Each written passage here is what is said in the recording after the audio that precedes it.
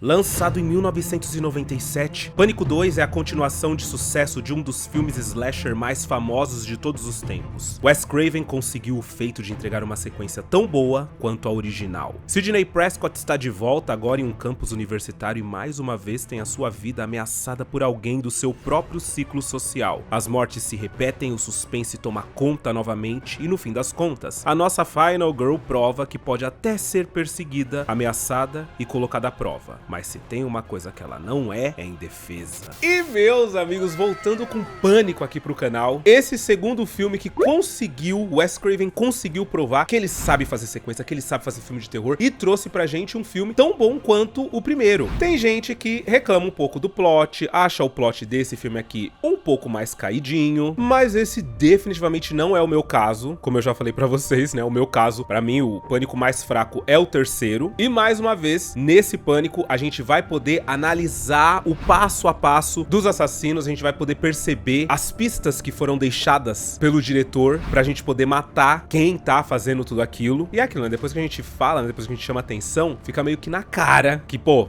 como que a gente não desconfiou que era essa pessoa? Tudo bem que são dois assassinos, claro. Um deles era um pouco mais difícil da gente suspeitar, porque tava muito aleatório ali jogado no filme. Mas o outro, ele tava meio que na cara. Eu adoro. Então, sem mais delongas, meu nome é Arthur Viana, se ajeita aí, que hoje a gente não vai pra Woodsboro, na verdade. A gente vai pra faculdade, ver a Sidney Prescott correr perigo em meio aos universitários. Assiste comigo Pânico 2.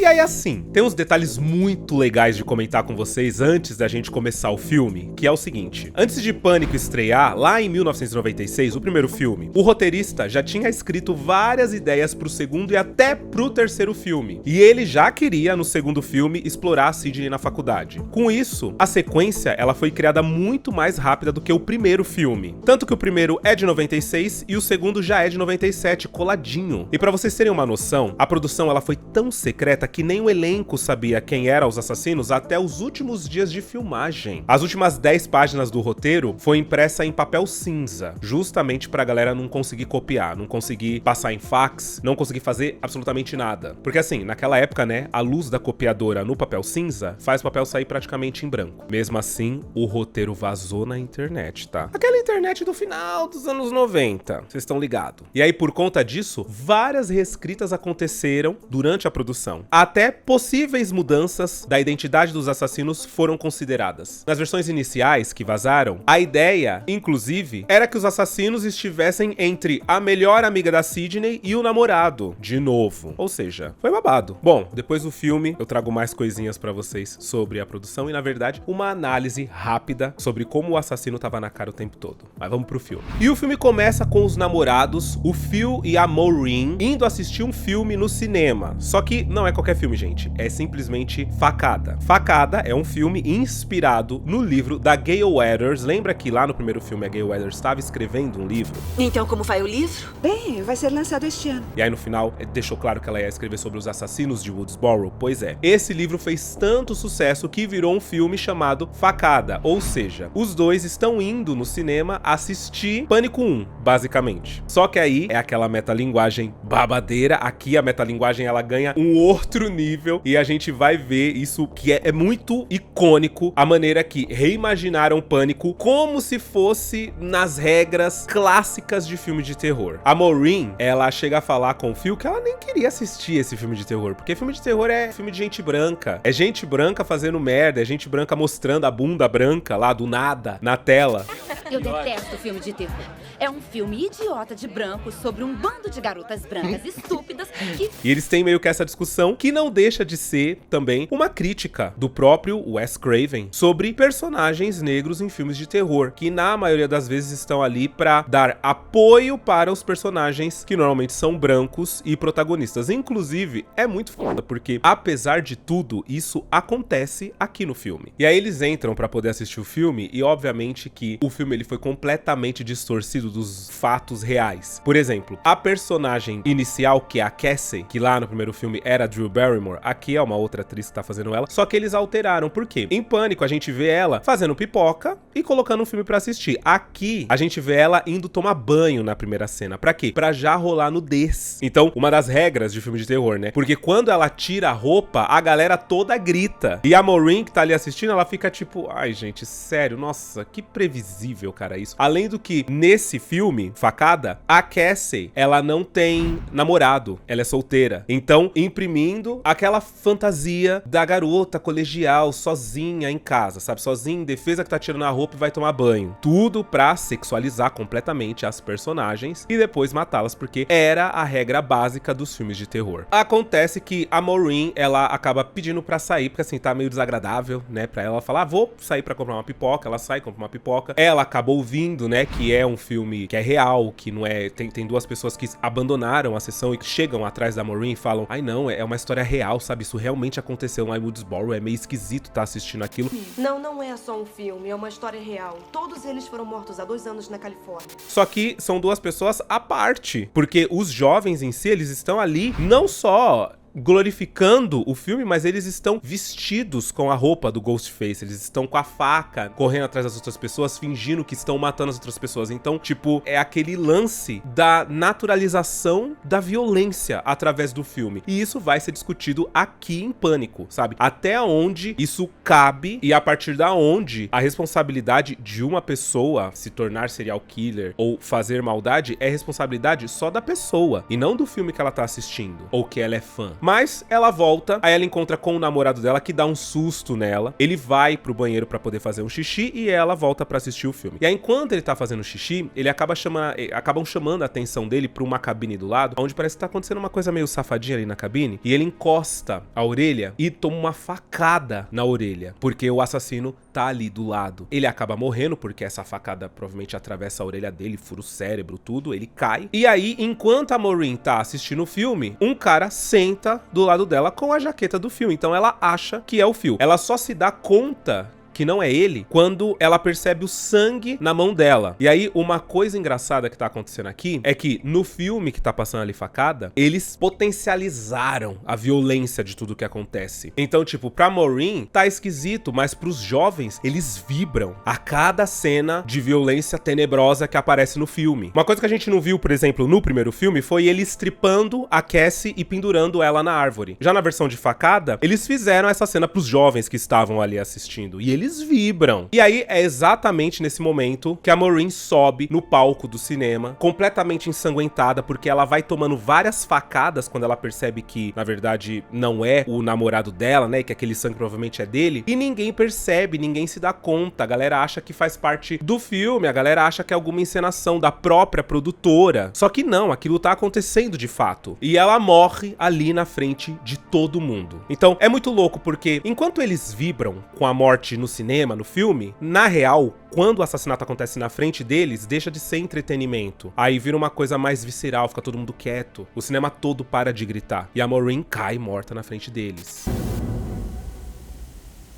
Enquanto eles vibram com uma adaptação de crimes reais. Então assim, olha a loucura. Olha o que o filme propõe logo nesse começo. Eles vibram com a adaptação de crimes reais, mas quando o crime real acontece na frente deles, eles não vibram. Mas assim que fizerem um filme disso aqui, eles vão voltar a vibrar. É louco, né? É louco tentar entender isso. E aí depois da abertura que a gente volta pra nossa protagonista, pra nossa querida Final Girl, Sidney Prescott, que tá acordando no campus da universidade. O telefone tá tocando, é alguém querendo passar um trote nela, só que dessa vez ela tem Bina. Gente, Bina é um bagulho muito dos anos 2000, assim. Só que era muito difícil ter Bina, porque quando a pessoa ligava, pelo menos a de lá de casa, não dava pra você registrar com o nome, porque o dela aparece quem é que tá ligando, né? Lá em casa só aparecia o número. E aí a gente tem que ficar assim, ai meu Deus, quem é? Quem é? Será que a gente quer atender? Não quer? Mas foi assim, uma grande revolução, porque tinha aqueles parentes que a gente decorava o número, certo? Pois é. Aí quando aparecia o número na Bina, a gente falava, não atende não, que é tal pessoa. Acontecia muito. Mas tinha que decorar o número. Pensa. Nossa, a gente vinha de uma época onde a gente usava muito a memória. Hoje em dia, a gente usa pouco a nossa memória, né? A gente memoriza pouco as coisas. Em seguidinha, a gente conhece a melhor amiga da Sidney, a Holly, que a gente percebe que tá tentando integrar ela no lance da faculdade, das fraternidades. Fala que vai levar ela numa festinha. Temos um aceno ao Fred Krueger, porque tem uma hora que ela abre lá o guarda-roupa e aparece uma camiseta de manga comprida listrada das cores do Fred Krueger. Sempre pra lembrar a gente que Wes Craven é o diretor de Pânico e é o criador de Fred Krueger, porque é isso, ele tem muito orgulho da obra dele, então ele faz vários acenos a ele mesmo. Eu acho isso super legal. E acaba aqui, por mais que o clima esteja super gostoso, vamos numa festinha e tal, chega uma menina e acaba com tudo, porque ela fala, gente, liga no noticiário, liga a TV pra vocês verem que aconteceu um babado. E aí, elas ficam sabendo do assassinato no cinema, né, dos dois jovens que, inclusive, eram da turma da Sidney, eram ali da faculdade. A Sidney já fica preocupada, já acha aquilo muito esquisito, principalmente porque foi na estreia do filme Facada, né, um filme que trata dos eventos que ela passou há um ano atrás em Woodsboro. Então, assim, nossa,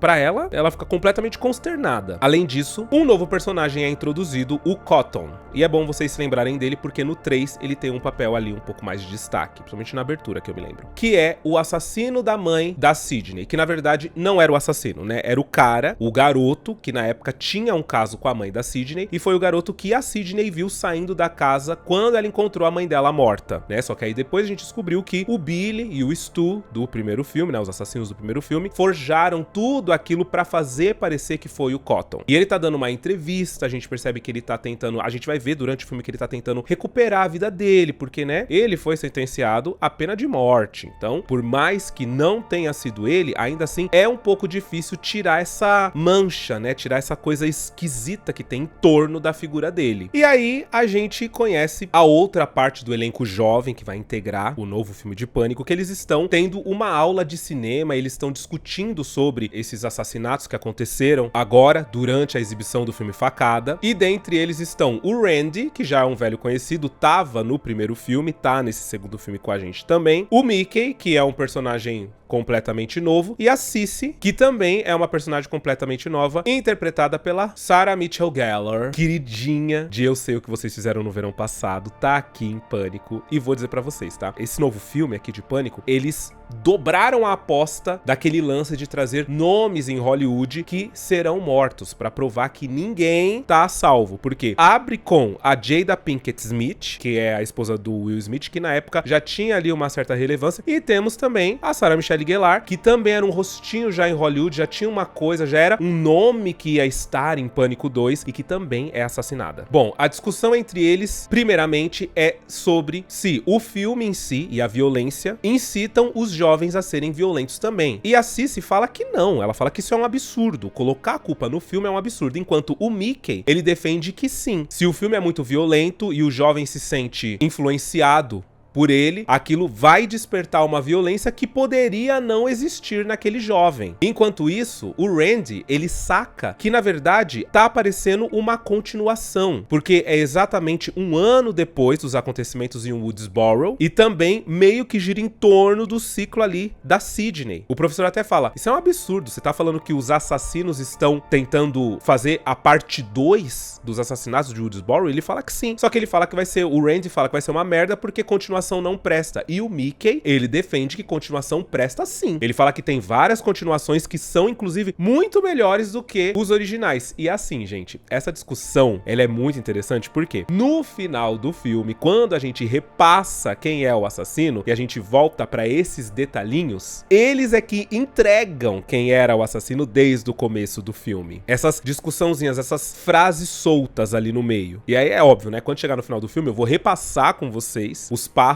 do assassino, e vocês vão ver que tipo, ai cara, não tinha como não ser. São detalhinhos muito legais de perceber. A Gale também surge aqui nessa aberturinha, é claro, Pânico é sempre assim, tá? Ele sempre vai, nesse primeiro momento, apresentar todo mundo que vai estar em torno da trama. E a Gale, que quem se lembra, né, ajudou a Sidney, foi ela que matou, na verdade, a Sidney finalizou, né, mas foi ela que defendeu a Sidney do Billy Loomis. E aqui, quando ela surge, a Gale, ela é pra ser aquela vadia amável, sabe? Aquela bitch que a gente fala, pô, sabe, eu quero odiar essa mulher, mas ao mesmo tempo eu não consigo, porque ela tá no telefone e estão perguntando pra ela se ela quer adiar o filme, né, a exibição do filme, se ela quer parar por conta do que aconteceu, e ela fala que absolutamente não, que isso é publicidade grátis, que vai estar todo mundo falando sobre o filme exatamente porque aconteceu um assassinato lá. Então, ela é meio apática com a situação, sabe? Parece que ela própria é essa personagem que tem um distanciamento com o que aconteceu. Ela é jornalista, ela adora furo, e ela tá vendo isso, o assassinato em si, como uma coisa ótima. Muito absurdo, né? Vão ser burros se tirarem o filme. A propaganda está saindo de graça. Não estão vendo isso? Mas essa é a Gale. Outra personagem que surge é a Debbie Salt, que é uma personagem menorzinha, que é uma repórter completamente alucinada pela Gale. Ela ama a Gale. Fala que já leu o livro dela várias vezes, que foi na palestra dela, que foi a mulher, se ela se lembra dela na palestra, que ela era a mulher que fez 1 milhão de perguntas, estava sentado bem na frente. A Gale fala que sim. E ela fica ali, né, chata no pé da Gale, falando que a Gale tentando uma exclusiva com ela, tentando que ela diga alguma coisa que ela possa usar, e a Gale dá um fecho nela. Tipo, chama ela de bajuladora, fala que ela entende que ela gosta muito da Gale, que ela se inspira e tal, mas que ela vai ter que comer muito arroz e feijão, porque a Gale se acha um pouco também, tá? Ela dá um fecho na Debbie, e a Debbie sai assim, chateadíssima com aquilo. E enquanto tá acontecendo ali o circo de repórteres de novo, né? Dessa vez agora é na faculdade, não é mais na escola, nem em Woodsboro, né? Na faculdade ali da Sydney. O Mickey, ele surge e ele acha aquilo o máximo. Ele surge com uma câmera na mão, olhando pra aquilo. E tem uma coisa também no Mickey, que é uma coisa que a gente vai percebendo, que é, tem um momento em que ele comenta sobre quantas facadas a Maureen levou no cinema, que foram 7. E ele comenta aquilo animado, sabe? Então é impossível a gente não linkar ele com o Stu de Pânico 1, que também comentava sobre as mortes como se fosse a coisa mais normal de se falar, assim, como se ele estivesse falando sobre escolha de cor de roupa para passar o final de ano, assim, uma coisa tranquila e, de certa forma, animado, zoando aquela situação, não demonstrando empatia pela violência, não pela violência, mas pelas vítimas, entende? É isso tudo você vai catando, você vai colhendo, que são sempre pistas. O lance de Pânico é você assistir o filme com foco nos detalhes, tipo, a cena aqui é sobre a Sydney, beleza, a Sydney vai estar em foco, né? Veja o que as outras pessoas estão fazendo, como elas estão agindo e desconfie. Sempre que tem um foco principal, o foco é a Gale. Vê como que o povo ao redor dela tá reagindo ao que ela fala, entende? Como eles respondem. É sempre assim que você descobre quem é o assassino de Pânico. E por fim, o Dwight também aparece aqui. Ele vem porque assim que ele soube do assassinato lá no cinema, ele já pensou na Sydney, ele já pensou, meu Deus, será que tem alguma coisa a ver com ela? Então ele vem pra conversar com ela, ele já manda ela abrir o olho sobre quem tá no ciclo social dela, porque pode ser que a pessoa esteja mandando uma mensagem pra querer chegar nela. E óbvio que ele cita o namorado da Sydney, porque a Sydney está namorando novamente. Ela é uma garota fogosa, ela gosta, entendeu? E o namorado dela chama-se Derek, e ele fala, pô, fica de olho no Derek, porque é aquilo, né, gente? Da primeira vez no primeiro filme, era o namorado, o próprio namorado da Sydney que tava por trás das mortes. Então, tá namorando de novo, começou a acontecer esses negócios, fica de olho, pelo amor de Deus, presta atenção. E a segunda ou terceira, né, morte do filme acontece. Por quê? Tá rolando uma festinha em uma das fraternidades, a Sydney, inclusive, vai com a melhor amiga dela pra poder curtir. Só que a Cici, lembra dela na aula quase agora? Pois é, ela teve que ficar lá na fraternidade dela, porque ela, naquela noite, tá designada como a salva-vidas, ou seja, se as amigas dela ficarem muito loucas, bêbadas, não conseguir andar, não conseguir ver o palmo na frente da cara, ela tem que pegar o carro e ir lá salvar as amigas, né?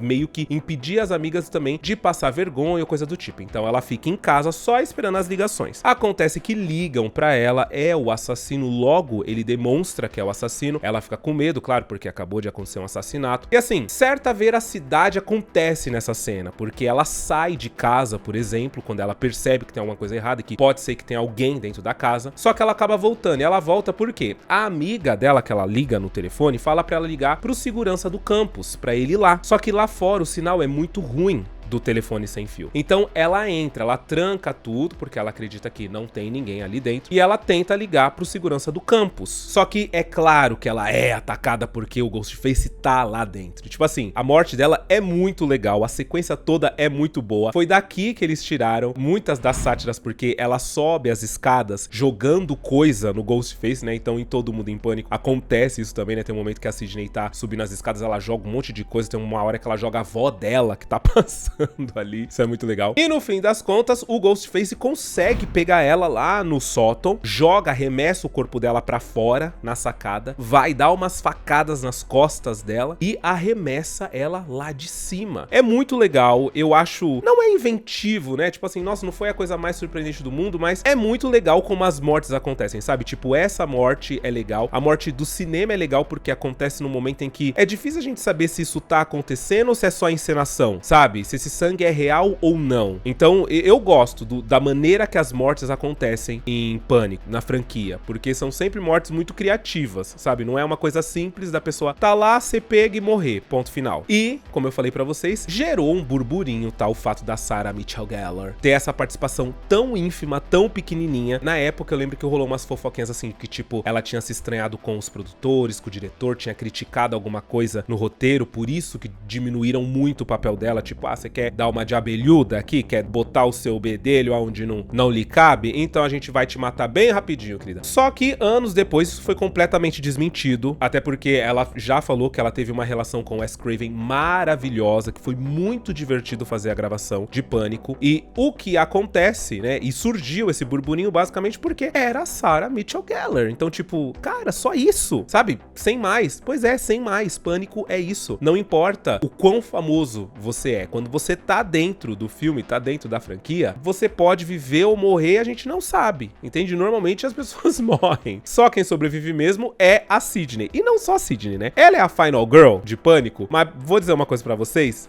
Dewey e Gale também, pelo amor de Deus, tá? Pelo amor de Deus. Assim, o Dewey meio que teve um desfecho, né? Nos filmes aí pra frente. Mas a Gale, firme e forte, é o duo da Sidney Prescott. E assim, no final do vídeo, eu vou falar pra vocês que eu deduzo o motivo dela ter morrido, né? Porque quando a gente descobre quem é o assassino, dá pra deduzir por que ela foi morta, por que ela foi escolhida. Porém, no decorrer do filme, fica claro um outro motivo pelo qual ela foi escolhida também. Bom, enquanto isso, lá na festinha da fraternidade, todo mundo fica sabendo o que aconteceu na Delta Lambda Zelda.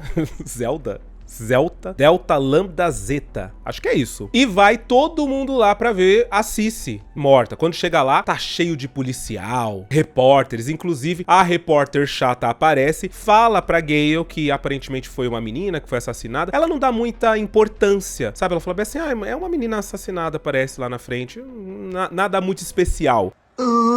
Ela fala. E aí ela diz que infelizmente não vai poder ficar porque tem uma reunião. Tem que sair correndo dali porque tem uma reunião. E guardem essa informação, obviamente. Enquanto isso, lá na fraternidade onde tava acontecendo a festinha, a Sidney entra pra poder pegar o casaco dela. O namorado dela fica na porta, olhando tudo. Só que a câmera dá um close muito suspeito nele. Um close, aquele close que, tipo, tá, o que vocês querem que a gente pense desse cara? Com esse close esquisito. Que ele tem culpa no cartório, né? Pois é, a Sidney entra, o telefone toca. Ela não quer atender, não quer atender, porque é aquilo, né? Telefone pra Sidney, pelo amor de Deus, eu não sei como é que essa mulher chega a ter celular nos filmes seguintes, sabe? Porque assim, não existe, gente. Não existe essa mulher atender o telefone nunca mais. Ela atende e é o assassino. Fala pra ela umas atrocidades, fala que ela vai morrer, porque ela merece morrer, e parte pra cima dela dentro da casa. Com todo prazer.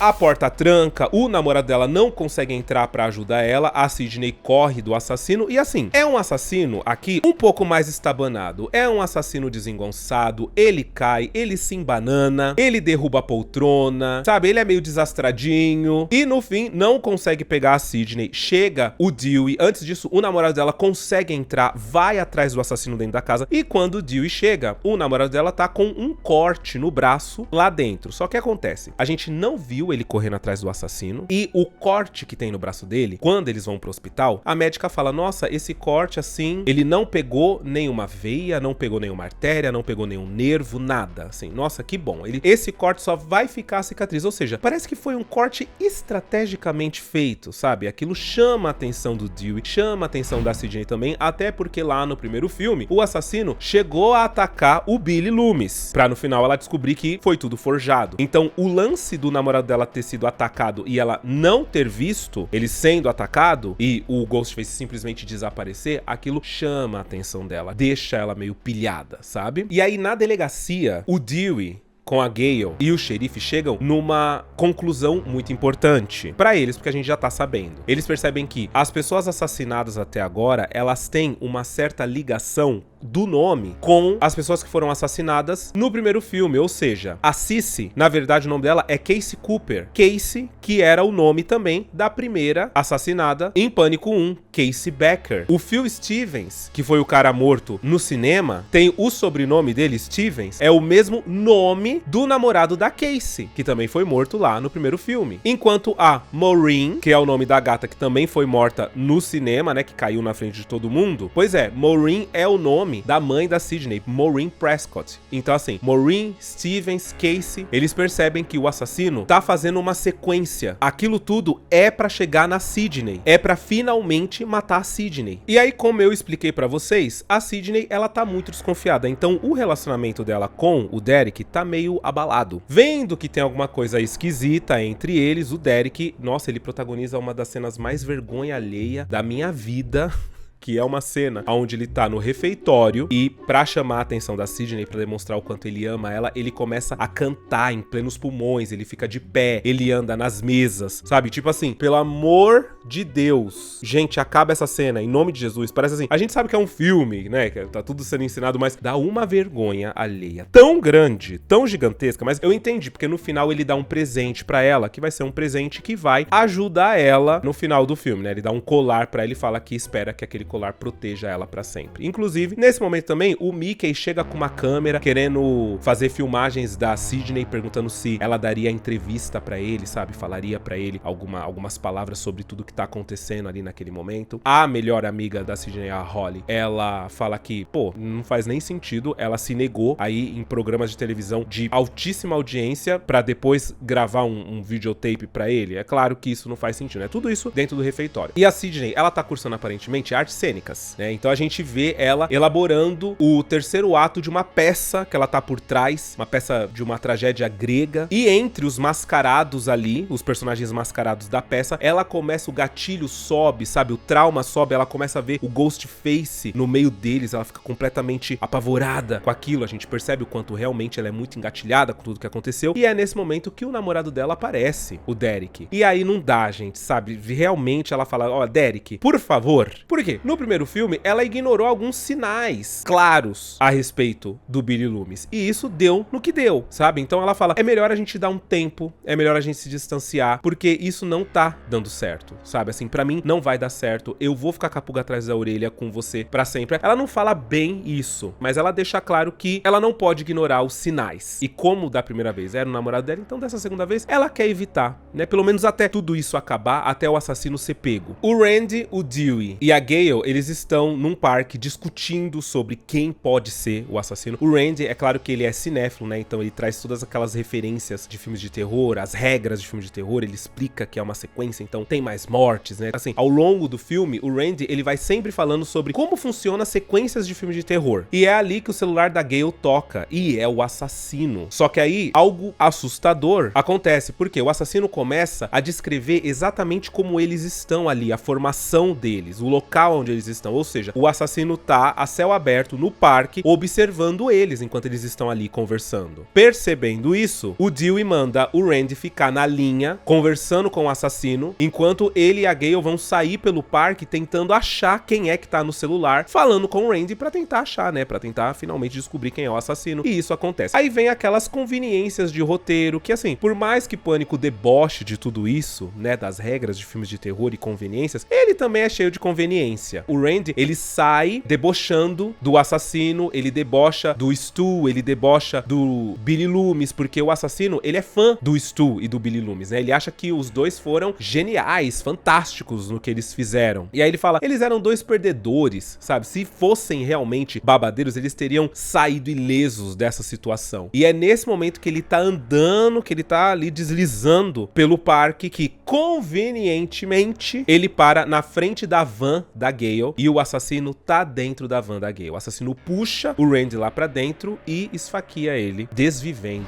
o Randy. E, tipo, essa morte, ela é muito assustadora porque ela é abrupta. Essa, de fato, a gente não espera que aconteça dessa forma. A gente acha que, no fim das contas, eles não vão descobrir quem é o assassino e tá tudo certo. O Randy fica, todo mundo fica. A gente não acha que vai acontecer uma morte nesse exato momento. É bem tenso como acontece. No fim das contas, a Gale e o Dewey percebem que não estão vendo o Randy em lugar nenhum, saem pelo parque procurando ele, percebem que tá vazando sangue de dentro da van, e quando eles abrem a van, o Randy tá lá dentro morto. Bom, a Sidney tá dentro ali do campus, mexendo no computador, fazendo aquelas pesquisas dela, aquele computador maravilhoso que vocês sabem, né? Como era o computador nessa época, meu Deus do céu, toda vez que eu assisto o filme e que aparece esse computador desse jeito, eu falo, Jesus, era desse jeito mesmo, caraca. E aí ela recebe uma mensagem, e o menino que tá junto com ela ali fala, olha, esses computadores não estão ligados na internet, então não tem como alguém ter te mandado um e-mail de outro lugar que não seja daqui da biblioteca, porque todos os computadores operam dentro de uma única rede. Então, se você tá em um dos computadores ali, tem como você meio que criar esse chat com outra pessoa que esteja no computador também. Então, o assassino tem que estar ali. Os seguranças que foram designados para ficar atrás da Sidney tiram ela de perto dos computadores e vão verificar os computadores de todo mundo para ver quem é que tá mandando mensagem para ela. Enquanto isso, o Cotton aparece. Pois é, ele puxa a Sidney, coloca ela contra a parede de uma forma um tanto quanto agressiva. Ele chama ela, né? Ele fala que ele foi convidado para dar uma entrevista em um programa da Diane Sawyer, e ele é completamente alucinado por ela. Ela tem uma audiência gigantesca, só que ela falou que só vai conceder essa entrevista se forem os dois, o Cotton e a Sidney. E a Sidney, ela odeia, ela quer viver no anonimato, ela odeia dar entrevista, ela odeia tabloide, notícias, essas coisas, ela não quer. E o Cotton fala que ela deve isso pra ele, porque ele ainda é visto como um ex-presidiário por causa dela. A vida dele continua não andando por causa da Sidney. E quando ela se nega de uma forma mais incisiva aí, ele pega ela de uma forma mais agressiva pelo braço, e isso faz com que eles vão todos parar na delegacia, porque ele tá tratando a Sidney com violência, e seja lá quem estava ameaçando a Sidney estava ali dentro da biblioteca. Então, né, estamos todos aqui na biblioteca, você é suspeito. Só que quando eles vão pra delegacia, o Cotton logo ele é liberado. O xerife, os policiais falam que não tem motivo pra manter ele preso, né, que na verdade não existe uma investigação no Cotton e não tem provas, não tem nada que possa ligar o Cotton aos assassinatos que estão acontecendo. Então ele tem que ser liberado. Enquanto isso, a Gale e o Dewey, eles vão pro campus ali, pra parte de cinema, porque eles levam todo o material de imprensa gravado pela Gale e pelo cameraman dela, pra ver se dentro desse material não aparece o assassino, sabe? Se eles não conseguem perceber alguma coisa esquisita da parte de qualquer um dentro desses vídeos. Acontece que lá eles acabam lavando roupa suja. O filme todo passa com o Dewey muito magoado com a Gale, tratando a Gale com indiferença, com frieza, porque ele odiou a forma como ele foi tratado no livro, né? Ele foi retratado no livro como um bobo alegre, como, sabe, uma pessoa aleatória, amadora,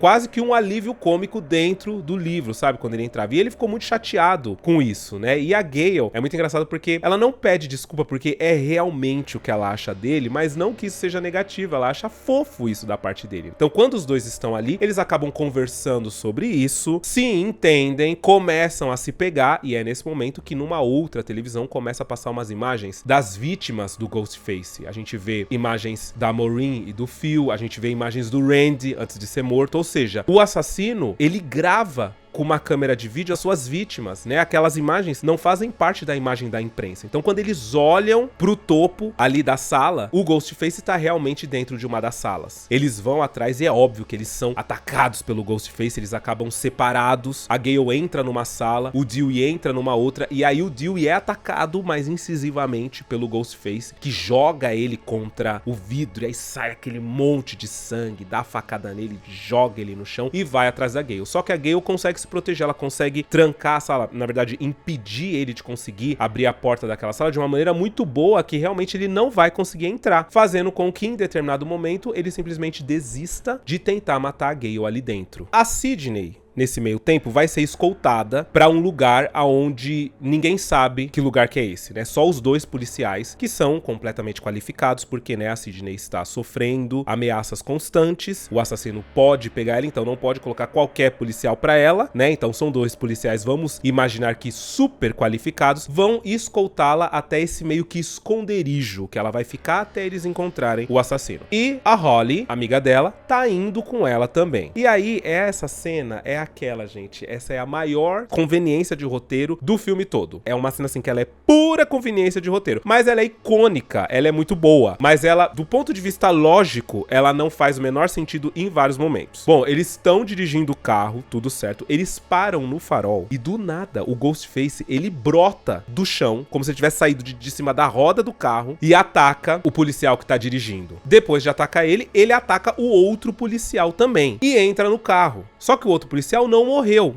Então o que ele faz? Ele acelera o carro e prensa o policial contra umas barras de ferro que atravessam a cabeça desse policial. Só que no impacto, ele, o Ghostface, acabou batendo a cabeça também e ele desmaia. E aí a Sidney e a Holly, elas tentam sair do carro pela parte de trás, só que não dá pra abrir, né? Porque é carro de polícia, não dá pra abrir por dentro, tem que abrir por fora. E aí elas percebem que elas vão ter que arrancar aquela grade de proteção, passar pro banco da frente e sair pela janela, porque elas também não conseguem abrir a porta ali do policial pela parte de dentro. Enquanto isso, o Ghostface tá ali completamente desmaiado. A cena, ela é muito tensa, sabe? Ela é feita, ela é dirigida de uma maneira excelente, a gente fica na ponta da cadeira se segurando, assim, tipo, meu Deus do céu, Ghostface vai, porque Pânico, ele consegue ser um filme muito surpreendente, então a gente realmente larga a mão de imaginar o que vai acontecer, sabe, se vai ou não vai acontecer. Então a gente, quando tá assistindo pela primeira vez, não tem certeza se o Ghostface vai ou não vai acordar e atacar a Sidney, que tá sentada no colo dele praticamente. E aí vem uma cena que dá muita raiva, porque a Sidney, ela vai com a mão pra poder puxar a máscara do Ghostface pra saber quem é. E a Holly diz que não, pra ela não fazer aquilo, não faz isso, só sai do carro. Mas só que assim, ela pode fazer as duas coisas juntas. Ela pode estar saindo do carro e puxando a máscara dele, não pode? Não, porque a Holly fala pra ela, não faz isso, não vale a pena, vai embora, só sai do carro que eu vou sair também em seguida. Sid, não! Sid! E aí, tipo, essa cena ela me irrita porque a gente não fica com ódio da Sidney, sabe? O roteiro, ele redireciona o nosso ódio pra amiga dela, sabe? Pra única personagem negra que tem alguma coisinha no filme, sabe? Por ser amiga da protagonista. Só que a gente cria antipatia por ela. A gente fica, menina, cala a boca! Cala a boca! Deixa a Sidney pegar, tirar a máscara pra gente saber quem é. Não faz o menor sentido você pedir pra ela não tirar a máscara. Você, mais do que todo mundo queria também, deveria também estar querendo ver quem é o assassino, sabe? Só que eu não sei se o roteiro, na verdade, ele quis que a gente levantasse suspeita sobre ela, tipo, não, Sidney, não faz isso, Sidney, não faça isso. Mas, na verdade, o que ela quer é proteger a identidade do assassino porque ela tá macumunada junto com ele, sabe? Algo do tipo. O fato é que a Sidney, ela sai do carro, ela consegue ajudar a melhor amiga dela a sair também. Quando elas estão indo, elas dão uns passos apenas, tá, gente? Longe do carro. Enquanto isso, o Ghostface tá lá, completamente desmaiado. Ela para e fala, não, eu preciso saber quem é, eu vou voltar. Quando ela volta, ele não tá mais lá dentro. Aí assim, suspensão de descrença completa nessa cena, né? Por quê? Ele não fez barulho nenhum pra sair do carro. Se ele tivesse saído, ele tá com uma capa preta, seria impossível que a periférica delas não teria avisado, o sensor aranha não teria avisado que ele se mexeu ali. É impossível ele ter simplesmente desaparecido da vista. Impossível. Mas tudo bem, a gente compra. Por quê? Logo em seguida, a Sidney olha pra melhor amiga dela e ele ataca a melhor amiga dela e mata ela ali na rua, claro, porque todo mundo aqui vai ser morto, menos a Sidney e um grupo seleto de pessoas. Dá tempo, assim, deu tempo hábil dele sair, dar a volta, pegar, surpreender? Não, não deu. Mas a cena, ela é tão icônica, ela é tão boa, sabe? O suspense que se constrói aqui, ele é tão excelente que a gente simplesmente compra, tá? Sabe? Tipo, tá bom, tá valendo, vai, vambora, tudo bem. Bom, momentos finais de pânico, a Sidney, ela corre de volta pra faculdade, ela entra no anfiteatro, onde ela tinha uma peça pra fazer, porque ela pretende se esconder ali, só que quando ela chega, tá tocando uma música, sabe? É como se já estivessem esperando por ela ali. E acaba que surge o Derek, né, o namorado dela, amarrado. Isso porque momentos antes ele foi pego pela fraternidade e sofreu meio que um trote, né? Amarraram ele ali, embebedaram ele, fizeram um monte de coisa lá no corpo dele, riscaram o corpo dele. E na hora que a Sidney vê aquilo, ela fala, pelo amor de Deus, ela acorda ele e começa a desamarrar. E ela fala que o Ghostface, né, o assassino tá solto, tá atrás dela. O Derek pergunta, cadê ele? E aí ele se revela, ele fala, estou bem aqui. O Ghostface entra em cena e puxa a máscara, finalmente revelando a identidade dele. E quem é? É o Mickey, né? Aquele aluno muito doido que, quando viu o circo de repórteres, ficou encantado, discutiu na sala e defendeu a ideia dele de que sequências podem ser melhores do que os originais. Ah, não generaliza, vai. Muitas sequências superaram os originais. Anda com uma câmera pra cima e pra baixo, né? Então, tipo assim, depois a gente vai comentar sobre isso de uma forma mais clara. Mas vários pontinhos que já indicavam que era ele mesmo o assassino. E o fato é que ele planta a dúvida na Sidney. Por quê? Ele olha pro Derek e fala que é isso, que agora eles vão poder matar a Sidney, né? E ele fala pra Sidney, ué, você não achou mesmo que eu sozinho poderia fazer tudo o que eu fiz, né? É óbvio que eu tenho uma dupla. Ele dá a entender que a dupla dele é o Derek, só que o Derek, ele implora pra Sidney, ele fala, Sidney, não sou eu. Só que, tarde demais, né? A dúvida já tá implantada. Vendo a Sidney naquela indecisão, o Mickey simplesmente dá um tiro no peito do Derek, matando ele. E a última frase que ele solta pra Sidney é, eu jamais faria mal pra você. Eu jamais faria mal a você. Nunca.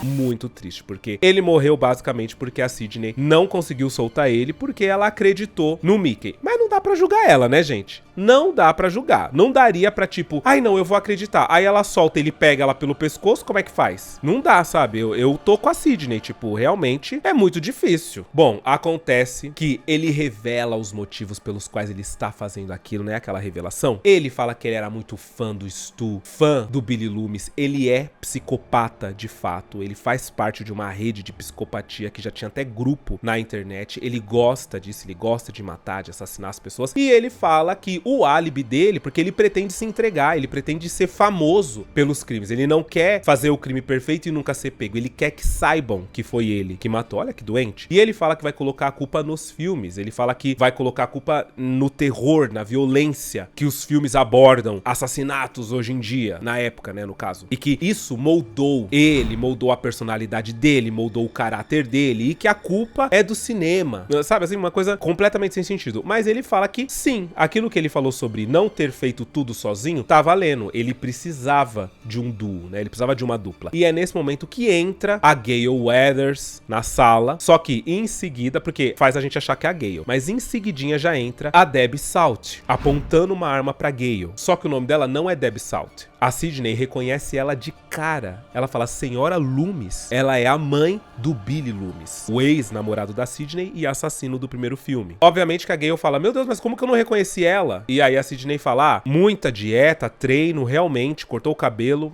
Ela tá meio irreconhecível.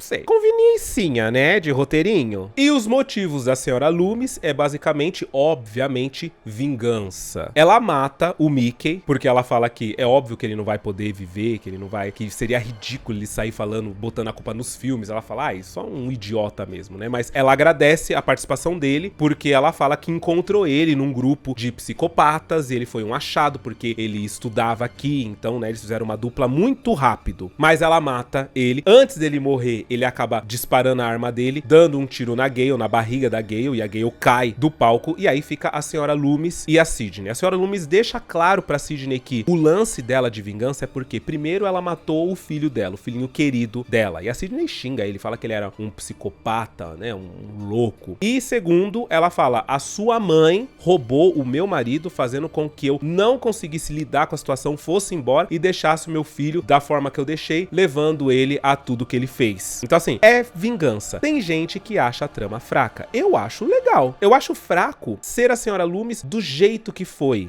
ela, sabe, ali. A construção dela é um pouco fraca como a grande vilã, porque o Mickey era um dos assassinos, mas ele não era o grande assassino, né? O grande mesmo era a senhora Loomis. E a construção foi boa, deixaram pistas de que era ela? Deixaram, a gente vai comentar sobre isso. Mas tem gente que acha fraco. Quando chega nessa hora, fala assim, ah, não, pra mim não colou. Pra mim cola. Quando a gente descobre que ela repassa o filme, a gente fala, tá, beleza. E ela pretende colocar a culpa na Sidney. Ela pretende, na verdade, fazer com que pareça que a Sidney matou todo mundo ali, no final se matou, uma loucura completa. Só que a Sidney, ela é bocuda. Ela solta umas frases de efeito, consegue dar um olé na senhora Loomis, foge pra trás do palco, tenta soltar os bagulho na senhora Loomis. A senhora Loomis tenta dar tiro na Sidney de lá de trás. No final, ela é atingida por um monte de pedra cenográfica. E aí ela sai, pula na Sidney com uma faca, tenta esfaquear a Sidney de qualquer jeito. E é aí que o Cotton surge. Ele surge, a senhora Loomis pega a Sidney de refém e fala pro Cotton, olha, esteja comigo, me ajuda, mata ela, porque eu posso te ajudar, eu posso limpar sua barra, eu posso conseguir pra você entrevistas. E aí o Cotton, ele solta uma ironia. Ele fala pra Sidney, tá vendo? Bem que aquela entrevista não seria má ideia agora, é ou não é? E aí a Sidney fala pra ele, conta comigo. Conta comigo. Ela vai contra tudo que tem dentro do coração dela ali, porque ela vai ter que se expor, e fala pro Cotton, conta comigo. E é aí que o Cotton dá um tiro na cabeça da senhora Loomis, livrando a Sidney dela. É claro que a Gale surge vivíssima, né? Fala que só tomou um tiro aqui, mas tá tudo certo. Puxam ela, pô, uma pessoa tomou um tiro aqui na barriga, pois puxam ela com os braços esticados assim pra cima do palco. E tem aquele momento, né, aquele final clássico onde o Mickey simplesmente desperta, vem pra cima deles. Isso aí é clássico de filme de terror. E o Wes Craven, ele é muito tirão, né? Então ele coloca mesmo. E aí elas sapecam o Mickey na bala. E em seguida ficam olhando pra senhora Loomis. Só que a Sidney não deixa nem dar tempo dela reagir ou fazer qualquer coisa. A Sidney desce o pipoco, dá-lhe uma bala no meio da testa da senhora Loomis, mostrando pra ti, assim, é uma cena muito perturbadora do ponto de vista de que a Sidney, ela é a mocinha, mas é isso. Ela não é qualquer mocinha, sabe? Ela é uma Final Girl diferente. Ela não é imaculada, virginal, que não mata, sabe, que é contra a violência, não. Ela é super a favor da violência quando é necessário, principalmente pra se proteger. Se essa doida pode estar viva, então, meu amor, eu vou dar um tiro na cabeça dela, sabe? A Sidney, ela é uma mocinha muito diferente, né? Ela é uma mocinha mais próxima do que se tornou a Laurie Strode nos últimos filmes agora, de Halloween, né? Que treina tiro, ela é muito louca. A Sidney Prescott, ela vai por essa linha. Bom, tá todo mundo vivo, todo mundo em partes, né? A Gale tá viva, o Dewey é retirado lá daquele lugar lá onde o Ghostface enfiou a cara dele cheia de sangue lá no negócio lá do campus de fita cassete, etc. Ele é retirado de lá de dentro com vida também. A Gale fica felicíssima de ver que ele tá vivo, vai na ambulância junto com ele pro hospital. E os repórteres vêm cercar a Sidney, perguntar pra ela como ela se sente, de novo, sendo a grande heroína da história. E aí ela fala que não é ela a heroína, que na verdade o grande herói e que vai poder contar a história toda de como tudo isso aconteceu é o Cotton. E ela fala, pergunta pra ele porque ele é o verdadeiro herói dessa história. Então ela passa a bola pro Cotton, fazendo, né, pô, a linha, porque ela é uma boa pessoa no final das contas, né? E o Cotton fica feliz com aquela atitude, porque é isso que ele quer, né? Ele quer os 15 minutos de fama dele, ele quer conseguir se livrar dessa imagem terrível que ele tem de esse presidiário, apesar dele ser inocente. Então isso foi muito legal. E aí a Sidney sai andando pelo campus. É muito estranho porque Pânico sempre termina dessa forma, né? A Sidney, ela sai andando, mas ela tá esquisita, ela tá atordoada, ela tá perturbada, sabe? Dessa vez ela perdeu o namorado dela por simples desconfiança, né? Se ela tivesse confiado nele, talvez ele estivesse vivo. E Pânico termina com essa sensação de que não tem o viveram felizes para sempre, sabe? Simplesmente a câmera se afasta, a Sidney tá esquisita, andando por aquele campus sozinha, e desse jeito termina Pânico 2.